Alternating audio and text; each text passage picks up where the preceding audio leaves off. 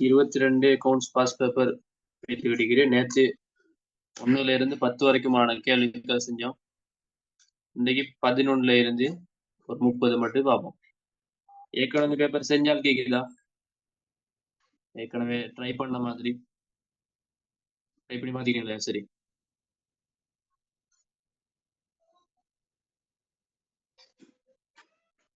யாரும் ட்ரை பண்ணதில்லை போல.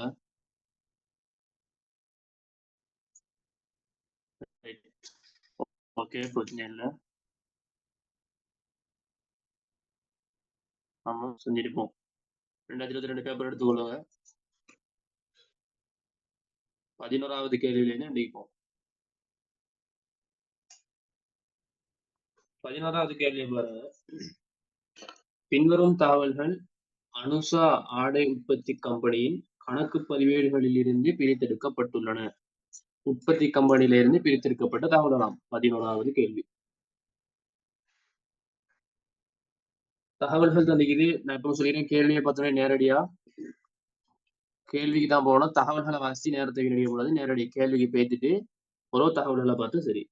31/3/2022 உள்ளவாறான மூலப்பொருள் இருப்பு மற்றும் 31/3/2022 முடிவடையும் வருடத்துக்கான மொத்த உற்பத்தி கிரயம் யாது? டேட் கூட நீங்க பார்த்தோன்னே நல்லா அந்த டேட்டை வச்சு நீங்க விலகிக் கொள்ள வேண்டியது என்ன? 31/3/2022 இருப்பு. அதாவது அந்த கேள்வியின்படி இந்த திகதியில இறுதி இருப்பு கிடைக்குது. இறுதி மூலப்பொருள் இருப்பு கிடைக்குது.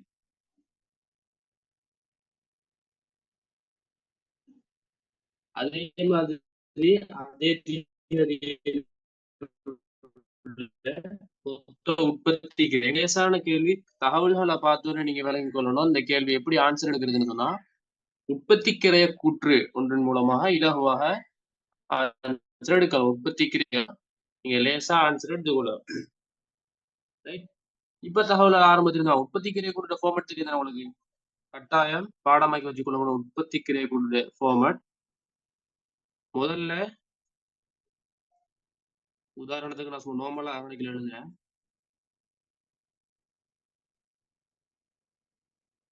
உற்பத்தி கிரைய கூற்று முதல்ல ஆரம்ப மூலப்பொருள் இருப்பு. ஆரம்ப மூலப்பொருள் இருப்பு. இரண்டாவது கொள்வனவு. மூணாவது வெளித்திரும்பல் இருந்தா வெளித்திரும்பல். அடுத்ததாக இறுதி இருப்பு. இதுல டோட்டல் பண்ணி வாரதுன்னா பயன்படுத்திய மூலப்பொருள். ரைட். அடுத்ததாக நேர் செலவுகள் வரும். நேர் செலவு, ஏனைய செலவு, அனைத்து நேர் செலவுகளும் வரும். அதுக்கு பிறகு உற்பத்தி மேந்தலை,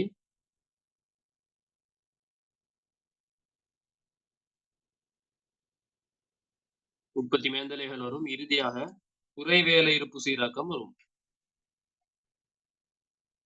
குறைவேலை இருப்பு சீராக்கம். ஆரம்ப குறைவேலை, இறுதி குறைவேலை. இதுதான் உற்பத்தி கிரைய கூட்டோட ஃபார்மட். இந்த ஃபார்மட்டை நீங்க கட்டாயம் பாடமாக்கி வச்சுக்கலாம். ரைட். இப்ப தகவல்களை ஆரம்பத்துல வாசிடுவாங்க. மேலதிக தகவல் இருந்தா மேலதிக தகவல் போங்க. இப்ப மேலதிக தகவல் ஒண்ணு இருக்குது. கட்டடமானது தொழிற்சாலை மற்றும் நிர்வாக அலுவலகம் அப்படின்னு அந்த மேலே தகவல் இருந்தே ஆரம்பிச்சிடுவோம். மேலே கட்டடமானது தொழிற்சாலை மற்றும் நிர்வாக அலுவலகம் ஆகிய இரண்டுக்கும் பயன்படுத்தப்படுகின்றது.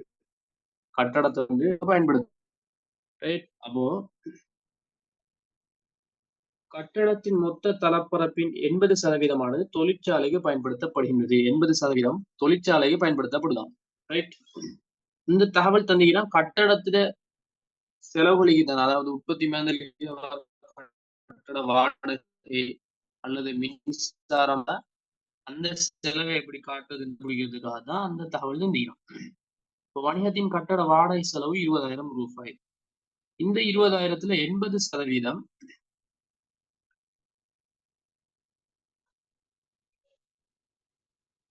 உற்பத்தி தொழிற்சாலையை பயன்படுத்தப்படுது. அப்ப 20% தான் அலுவலகத்துக்கு பயன்படுத்துது, நிர்வாக அலுவலகத்துக்கு. அப்ப அந்த 20,000, அதாவது பெருமான தேய்வான 2,000 ரூபாயில வாடகை செலவு உற்பத்தி கிரைய கூட்டுல அந்த 20,000 80% 20,000 80% தான் உற்பத்தி கிரைய கூட்டுல காட்டணும். ஏன்னு சொன்னால் 20,000 ரூபாயில 80%, அந்த கட்டடத்துல 80% தளப்பரப்பு உற்பத்திக்காக பயன்படுத்தப்படுகின்றது. சரியா? அப்போ 20,000க்கு 80% 16,000 ரூபாய். உற்பத்தி மேந்தலைகள கட்டட வாடகை 16,000.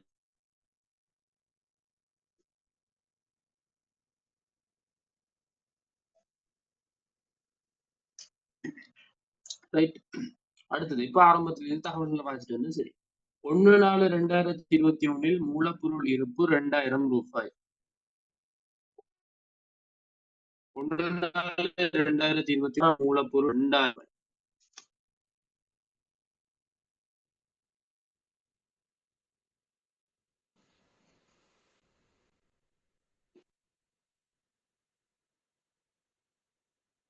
சரியா? அடுத்த தகவல் மூலப்பொருள் கொள்வனவுகள் ஃபார்மட்ல உள்ள மாதிரியே பதிஞ்சிட்டு வந்தா சரி. 29,000. அடுத்தது நுகரப்பட்ட மூலப்பொருள். நுகரப்பட்ட மூலப்பொருள்னு சொன்னா பயன்படுத்திய மூலப்பொருள், அதுதான் நுகரப்பட்ட மூலப்பொருள். ரைட். இப்போ பயன்படுத்திய மூலப்பொருள்னு சொல்றது இந்த இவ்வளதையும் டோட்டல் பண்ணி வர்றதுதான் பயன்படுத்திய மூலப்பொருள். எனவே கணக்கில் நுகரப்பட்ட மூலப்பொருள் இந்த இடத்துல வரும் 26,000. இது அவ்வளோதையும் டோட்டல் பண்ணி வர்றதுதான் நுகரப்பட்ட மூலப்பொருள். ரைட். அடுத்து உற்பத்தி தொழிலாளர் கூலி, அது வந்து நேர் ஏனைய செலவு. உற்பத்தி தொழிலாளர் கூலி சாரி நேர் செலவு. உற்பத்தி தொழிலாளர் 42,000 ரூபாய். வணிகத்தின் கட்டட வாடகை செலவு சரி. இயந்திர பெருமானத்து 6,000. இயந்திர பெருமான தேவு 6,000.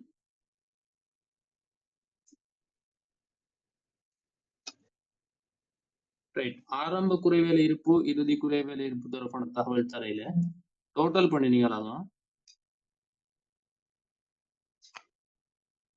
மொத்த உற்பத்தி கிரயம் வரும். உற்பத்தி கிரைய கூட்டுற ஃபார்மட்ல பதிஞ்சதுதான் இது. இப்ப நீங்க பயன்படுத்திய மூலப்பொருளை வச்சு இறுதி இருப்பை கண்டுபிடிக்கணும். வெளித்திரும்ப இருக்குதா? இல்ல. கீழே இருந்து இப்ப மேல ரிவர்ஸ் பண்ணணும். அதாவது 26,000 இருந்து இறுதி இருப்பை கண்டுபிடிக்கணும். இறுதி இருப்பு மைனஸ் பண்ணிப்போம். இதை நம்ம கண்டுபிடிக்கணுமா இருந்தா 26,000 அப்படி ரிவர்ஸ் பண்ணணும். கூட்ட வேண்டியதை கழிக்கணும், கழிக்க வேண்டியதை கூட்டணும். அதாவது 26,000 29,000 2,000 கழிக்கணும். அப்போ கழிச்சீங்களாகும் ஆன்சர் வரும் 5,000. ரைட். இறுதி இருப்பு 5,000 ரிவர்ஸ் பண்ணி கண்டுபிடிச்சிடும். ஏனைய விடயங்களை வளமையான மாதிரி உற்பத்தி கிரைக்குள்ள எப்படி டோட்டல் பண்றதோ அப்படி டோட்டல் பண்ணிக்கலாம். சரி. 26,000 சக 42,000 சக 16,000 சக 6,000 90,000 ரூபாய். ரைட். ஃபார்மட்ல அழகா பதிஞ்சிட்டு அந்த பதிஞ்ச விடயங்களை சரியா ரிவர்ஸ் பண்ண இடத்துல ரிவர்ஸ் பண்ணிட்டு மற்ற இடத்துல சரியா செஞ்சீங்களாக லேசா செஞ்சிடும். எழுதுறாக்கு எழுதி கொள்ள வந்த கேள்வி ஆன்சர் எழுதுறாக்கு எழுதி கொள்ளும்.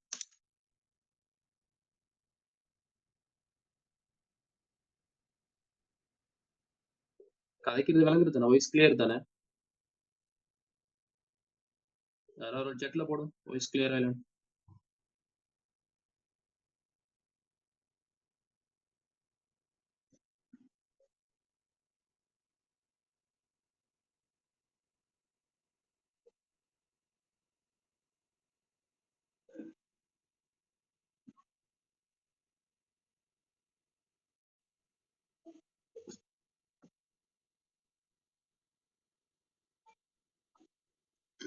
சரி. அடுத்த கேள்விக்கு போவோம். 12வது.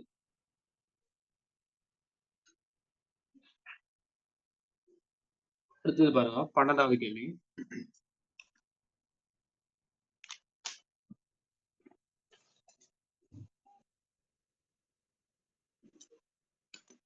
12ஆம் 13ஆம் வினாக்கள் கூட எழுப்பதற்கு பின்வரும் தகவல்களை பயன்படுத்துக.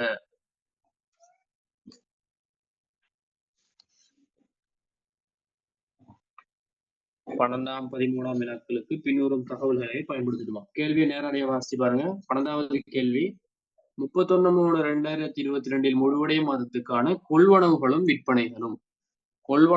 விற்பனைகளும் கேட்டீங்க. தந்திக்கிற தகவல்களை பாருங்க. வியாபார கடன் பட்டோர் சும்மா மேலால பாருங்க. வியாபார கடன் பட்டோர், வியாபார கடன் கொடுத்தோர், இது போன்ற தகவல் தந்திக்குது. அப்ப நீங்க இந்த தகவல்களை வச்சு நீங்க விளங்கி கொள்ளணும்னா இது எதை வச்சு கொள்வன விற்பனை கண்டுபிடிக்கிறது அப்படின்னு இந்த தகவல்கள் மூலமா தகவல்களை எதுல பதியறதுன்னு யோசிக்கலாம். தந்திக்கிற தகவல்களை கடன் பட்டோர் கட்டுப்பாட்டு கணக்கு, கடன் கொடுத்தோர் கட்டுப்பாட்டு கணக்குல பதியலாம். பதியலாமா இல்லாதா?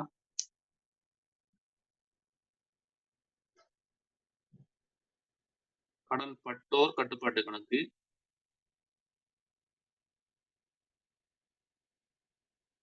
கடன் கொடுத்தோர் கட்டுப்பாட்டு கணக்கு.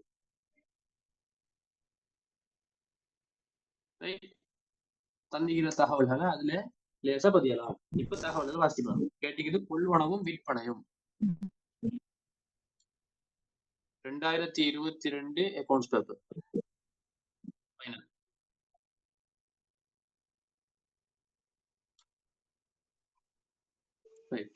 தகவல்களை பாருங்க. ஒரு தனி வியாபாரியமான மதன் ட்ரேடர்ஸ் கணக்கு பதிவேடுகளை முறையாக பேணவில்லை.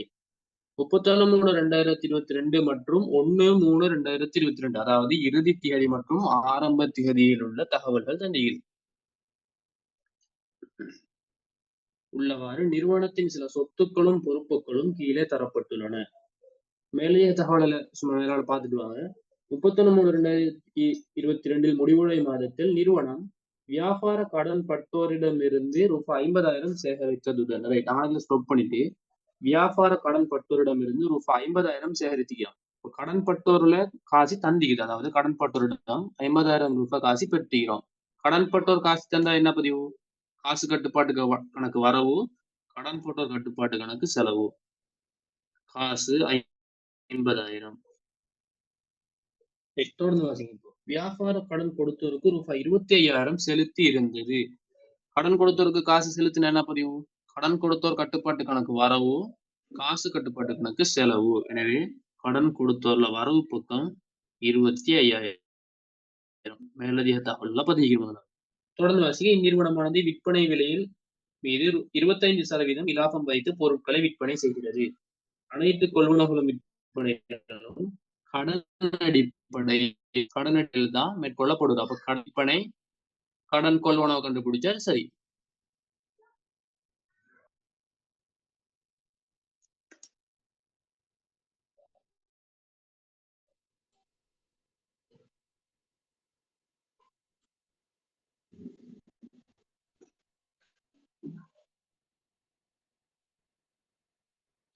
இப்போ தகவல்களை சரி. கிரயத்தில் இருப்பு 83,000 ஆரம்ப இருப்பு தந்தி ஒரு ஓரமா அந்த ஆரம்ப இருப்பு அப்படின்னு போட்டு வச்சுக்கணும். ஆரம்ப 83,000. வியாபார கடன் பட்டோர் ஆரம்பமா தண்டிக்கிறேன், இறுதியா தண்டிக்கிறேன். ஆரம்ப மீதி கடன் பட்டோர் எங்கிட்டு பக்கம் வரவா செலவா? வரவு பக்கம் மீதி 60,000 ரூபாய். இறுதி மீதி வரவு பக்கம் பதியானா 75,000 ரூபாய்.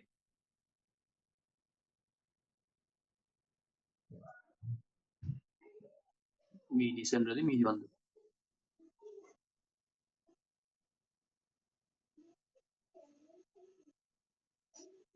வியாபார கடன் கொடுத்தோர் மீதி எவ்வளவு பதிங்க?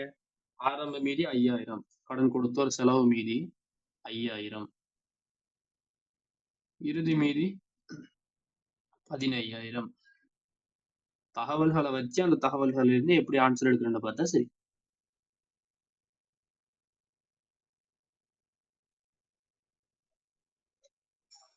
ரைட். இப்போ கணக்கை சமப்படுத்தினா சரி. கடன் பட்டோர் கட்டுப்பாட்டு கணக்கையும் கடன் கொடுத்தோர் கட்டுப்பாட்டு கணக்கையும் சமப்படுத்தினா விற்பனை கொள்வனவு கண்டுபிடிச்சிடலாம். என்னென்னு கண்டுபிடிச்சிடலாம்? நம்ம காசு சேகரித்தது காசு கொடுத்ததை பதிஞ்சிட்டோம். கீழே ஒரு வசனம் தந்துகிறான். அனைத்து விற்பனைகளும் கொள்வனவுகளும் கடன் அடிப்படையில் மேற்கொள்ளப்படுகின்றன.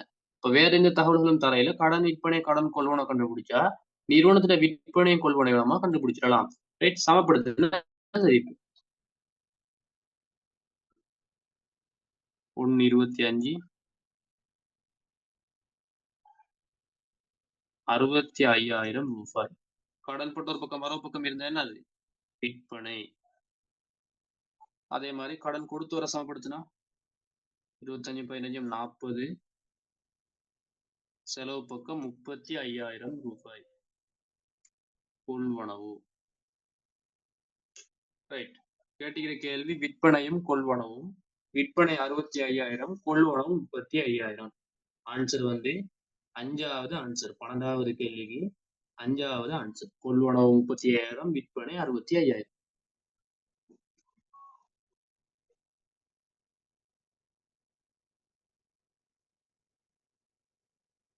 இது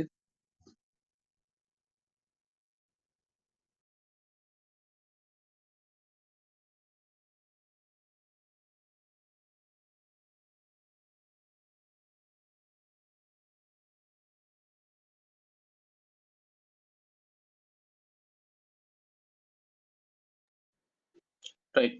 13வது கேள்வி பாருங்க. 31/3/2022 உள்ளவாறான இருப்பின் கிரயம். 31/3/2022 சொன்னா இறுதி இருப்பு கட்டிக்கிறது. 31/3/2022 இறுதி இருப்பு கட்டிக்குது. ரைட். இறுதி இருப்பு எப்படி கண்டுபிடிப்போம்? கொள்வனவு 6ஆம் ஏற்போட கொள்வனவு கூட்டி இறுதி இருப்பு கழிச்சு விற்பனை கிரயம் கண்டுபிடிப்போம். ரைட். விற்பனை கிரயம். கொள்வனவு வெளித்திரும்பல் இருந்தா வெளித்திரும்பல கழிப்போம். இறுதி இருப்பு கழிச்சு விற்பனை கிரயம் கண்டுபிடிப்போம். இதுதான ஃபார்மட். வருமான கூறுல விற்பனை கிரயம் கண்டுபிடிப்பதற்கான ஃபார்மட் இது. ரைட். இப்ப இதுல பாருங்க விற்பனை நாம கண்டுபிடிச்சிட்டோம். விற்பனை கண்டுபிடிச்சிட்டு அதுல தகவல் தந்துகிறான். விற்பனை விலையின் மீது 25% இலாபம் வைத்து பொருட்களை விற்பனை செய்யறது. விற்பனை விலையில 25%.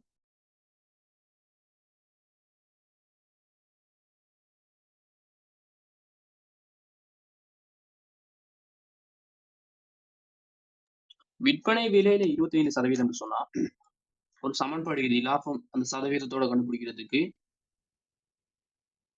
விற்பனை விலை சமன் கிரயம் சக இலாபம். விற்பனை விலையின் மீது 25% சொன்னா விற்பனை விலையை தான் 100% நீங்க எடுக்கணும். ரைட். விற்பனை விலை தான் 100%. அப்ப கிரயம் இலாபம் எத்தனை தந்துக்குது? 25% தந்துக்குது. அப்ப கிரயம் எத்தனை? 75%.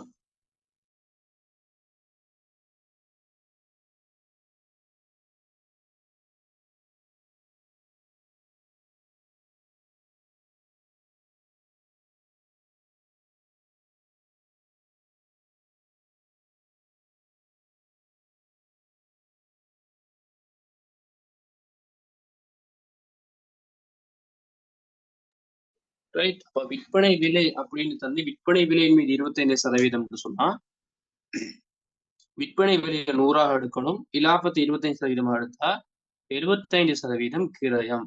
இப்போ விற்பனை கிரயத்தை கண்டுபிடிக்கணும். விற்பனை கிரயம் எத்தனை? விற்பனை எத்தனை? 65,000. இந்த 65,000 என்பது என்ன? விற்பனை விலை, அதாவது விற்பனை. இதை 100ஆல பிரிச்சு 75%தால பெருக்கணும். அப்ப விற்பனை கிரயம் கண்டுபிடிக்க முடியும். என்னோட கண்டுபிடிச்ச வழக்கத்துல 100% தான் விற்பனை விலை. எனவே 100ஆல பிரிச்சு 75% கிரயம். விற்பனை கிரயத்தை கண்டுபிடிக்கணும் என்ற 65,000 100ஆல பிரிச்சு 75ஆல பெருக்கணும். பெருக்கின ஆன்சர் எத்தனை? 48,250. இதுதான் என்ன? விற்பனை கிரயம். விற்பனை கிரயம். எனவே விற்பனை கிரயத்துல 48,250. நம்ம கண்டுபிடிக்கணும் இறுதி இருப்ப.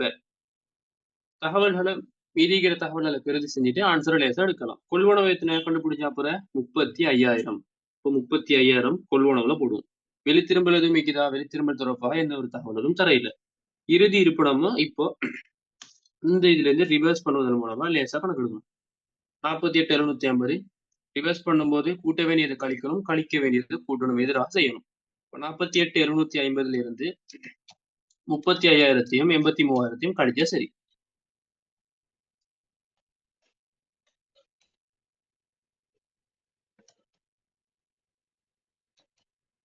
ஆன்சர் எதுனா 69,250 இறுதி இருக்கும். ஆன்சர் வந்து மூணாவது ஆன்சர். மூன்றாவது ஆன்சர். 13வது கேள்வி.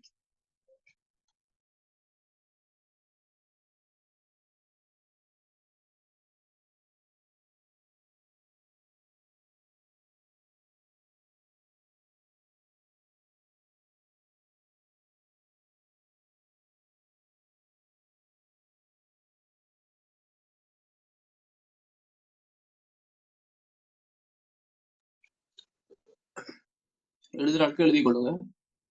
எழுதிட்டு ஓகேன்னு ஒரு மெசேஜ் போட்டா சரி.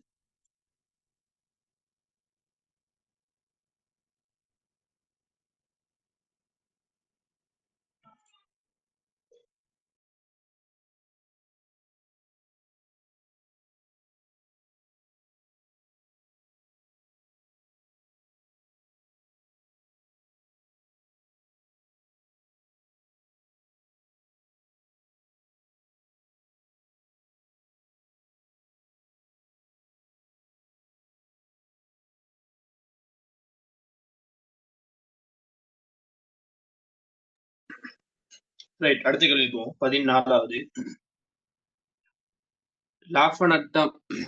லாப நோக்கமற்ற நிறுவனத்திலே கணக்குகள். முதல்ல கேள்வி வாசிங்க. 31/12/2021 முடிவடையும் வருடத்துக்கான சங்கத்தின் மிகை அல்லது பற்றாக்குறை மற்றும் 31/12/2021 உள்ளவாறான கொள்ளல் கொடுக்கல் கணக்கின் மீதி. மிகை அல்லது பற்றாக்குறைன்னு சொன்னா நம்ம வருமான கூட்டுல செய்யணும். தனியுடைமையில வருமான கூட்டுறோம், லாப நோக்கமுடைய நிறுவனத்துல வருமான கூட்டு செய்யும் போது லாபம்னு போடும், தேறிய லாபம். அதே லாப நோக்கமற்ற நிறுவனம்னு சொன்னா அதை மிகை அல்லது பற்றாக்குறைன்னு சொல்லுவோம். ரைட், அந்த மிகை அல்லது பற்றாக்குறை கொள்ளல் கொடுக்கல் கணக்கின் மீதி, அதாவது காசு கணக்கின் மீதி. லாப நோக்கமற்ற நிறுவனத்துல கொள்ளல் கொடுத்தல் கணக்குன்னு சொன்னா அந்த நிறுவனத்துல காசு கணக்குல மீதியை சொல்றது. ரைட், இப்ப தகவல்களை வாசிடலாம். பல்கலைக்கழக மாணவர்களுக்கு புலமை பரிசில்களை வழங்குவதற்கென 1/1/2020 புலமை நலன்புரி சங்கம் ஆரம்பிக்கப்பட்டது. 1/1/2020 ஆரம்பிக்கப்பட்டிருக்குது. 31/12/2021 முடிவடையும் வருடத்துக்கான இச்சங்கத்தின் கொள்ளல் கொடுத்தல் கணக்கின் மீதி, அதாவது காசு கணக்கின் மீதி. ஒரு நார்மலா ஒரு கொள்ளல் கொடுத்தல் கணக்கு அடிச்சுக்கணும்.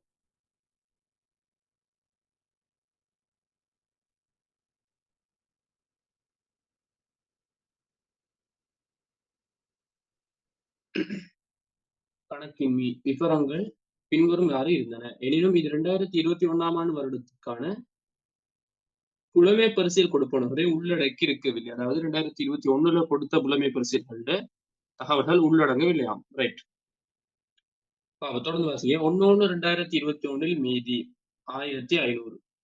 வருடத்தில் பெற்ற அன்பளிப்பு, வருடத்துக்காக பெற்ற வட்டி, 2020 நிலுவையாக இருந்த 10 மாணவர்களின் கொடுப்பனவு. மேலதிக தகவல் தந்திருக்கிறேன். மேலதிக தகவல் இருந்தே கேள்வியை ஆரம்பி.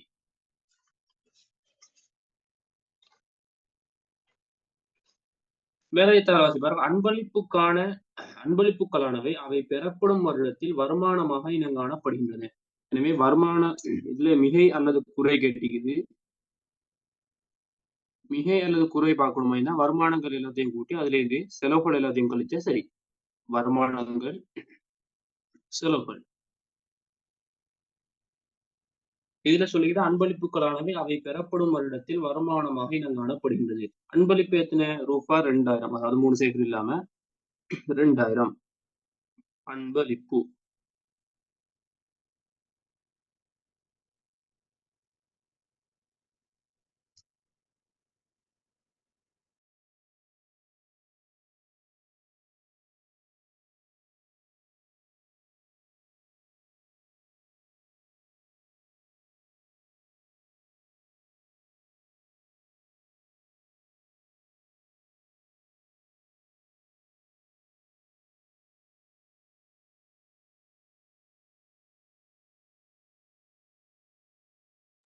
அன்பளிப்புகள் எப்படி பெற்றிருப்போம்? காசாக பெற்றிருப்போம்.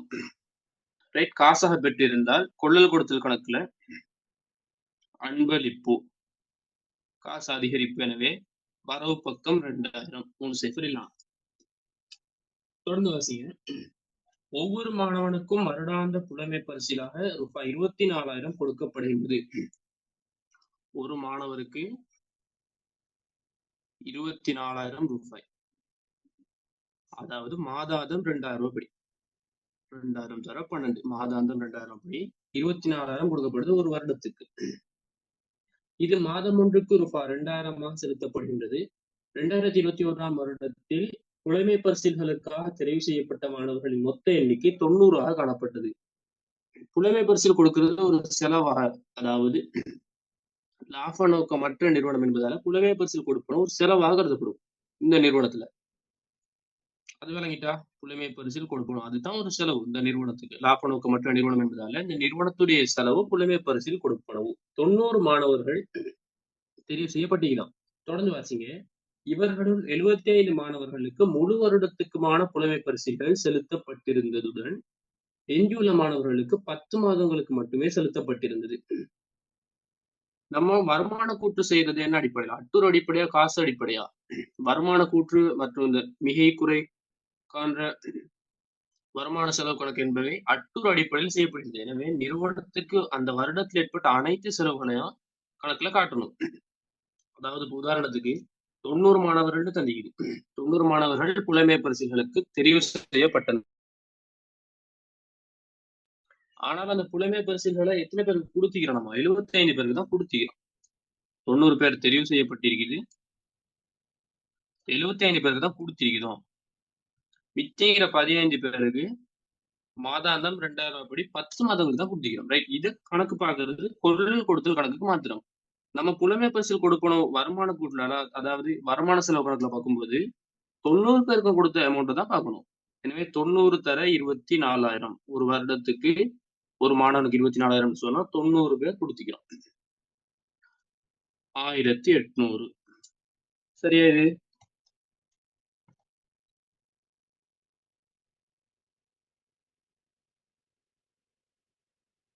சாரி 1,800 2,160 புலமை பரிசில் கொடுக்கணும். மொத்த செலவை காட்டணும் நம்ம. ரைட்? 2,160. இப்ப நம்ம காசுல அந்த கணக்கு காட்டுறதுக்கு தான் இந்த கணக்கை பார்க்கணும். அதாவது 75 பேருக்கு முழு தொகை. அப்போ காசாக எவ்வளவு கொடுத்திருப்போம் இப்ப கணக்கு பார்ப்போம். காசு 75 பேருக்கு முழு தொகை 24,000. எவ்வளோ?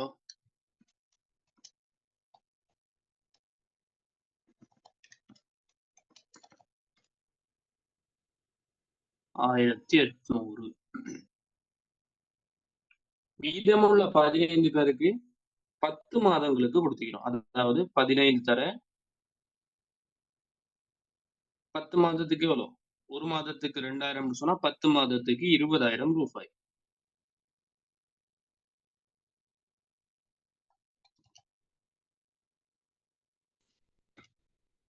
3 லட்சம் ரூபாய். அதாவது 3 சைஃபர் இல்லாம 300. இந்த தொகை தான் நம்ம முழுமையா காசாக செலுத்தி இருக்கிறோம். ரைட்? புலமை பரிசில் காசாக செலுத்தியது 21 லட்சம்.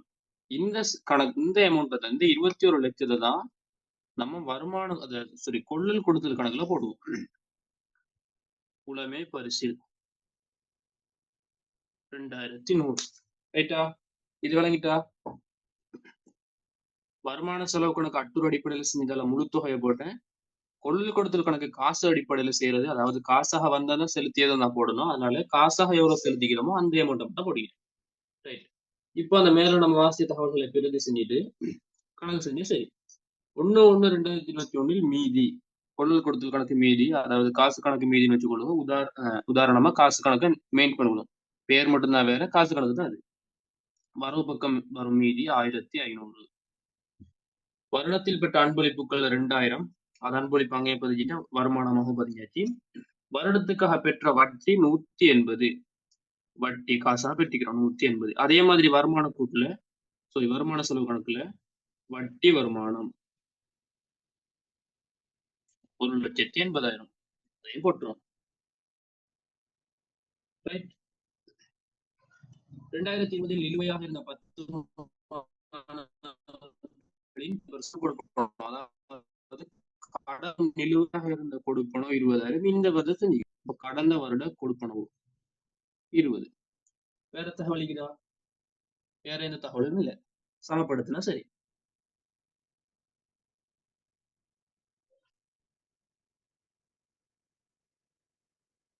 $3,680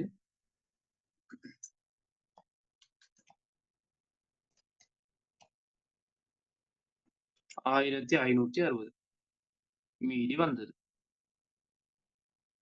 கொள்ளல் கொடுத்தல் கணக்கின் மீதி 1,560. வருமான குற்றலையும் இருக்கிற தகவல் எல்லாம் பதிஞ்சிட்டான். வருமானம் எத்தனை? 2,180. செலவுகள் 2,160. மிகையா குறையா? 20,000 ரூபாய் மிகை. விளங்கிட்டா? இது ஆன்சர் வந்து 5வது ஆன்சர்.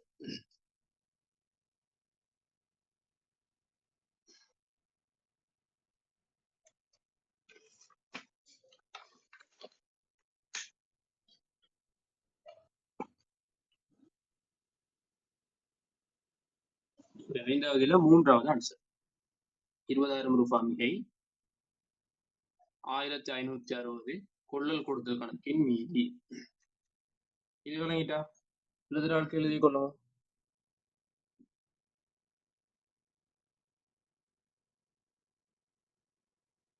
எழுதுற ஆட்கள் எழுதி கொள்ளும்.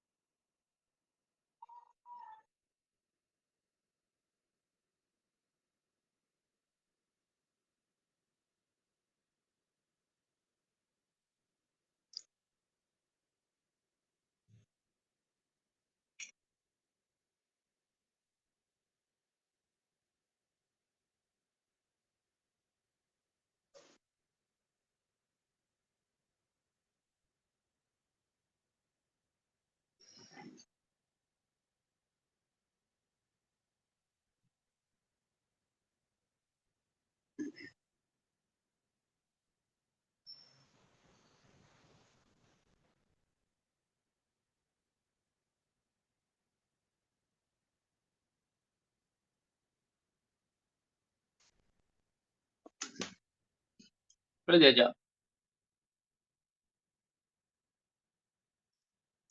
அடுத்த கேள்வி பங்குடைமை தொடர்பான கேள்வி. 15வது கேள்வி பங்குடைமை தொடர்பான கேள்வி.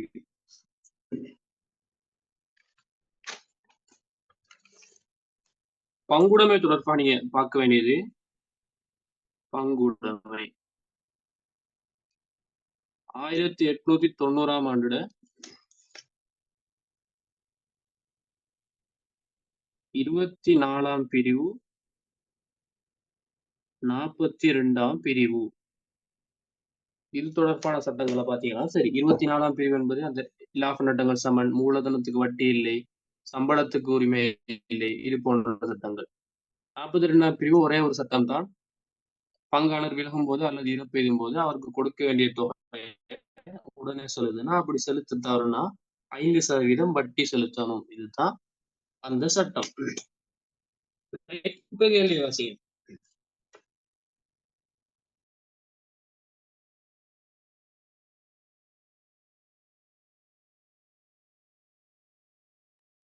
கட்டானா அதே லிங்க்ல ஜாயின் ஆகுங்க. ஜூம் கட்டானா அதே சேம் லிங்க்ல ஜாயின் ஆகுனா சரி.